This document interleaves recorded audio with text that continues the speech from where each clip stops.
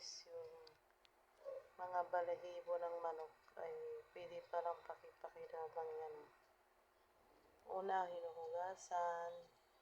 Ayan, nilalagay sa drama. Saka meron silang nilalagay. Tapos hinimas-himas yan ay baka ano siguro yung powder. Ayan, inapapakan para maninis yung balahibo ng manok.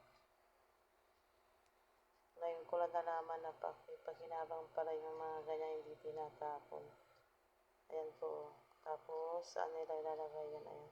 Binabad nila doon sa may tubig na may chemical. Ayan, sobrang puti na, oh. Ganyan pala yan ginagawa dyan sa balahibo ng manok o basta balahibo. Ayan, oh. Pinapatuyo. Tapos, ayan. Nilalatag pala dyan para madali matuyo kasi ano yan,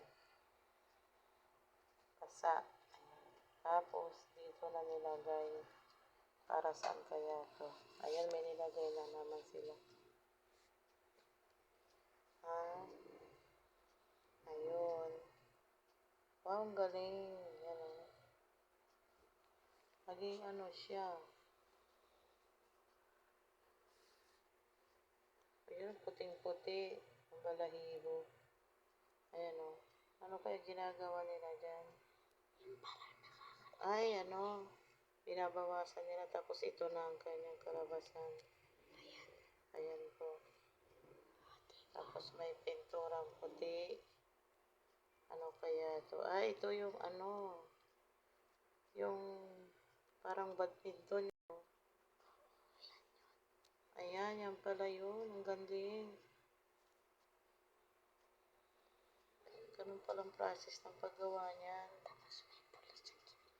Ayan, din lalagyan ng tali.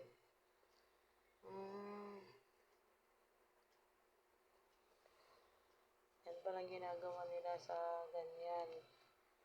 Ngayon ko lang nalaman. Ayan, o. Okay na. Pintura na lang. Para maging puti lahat.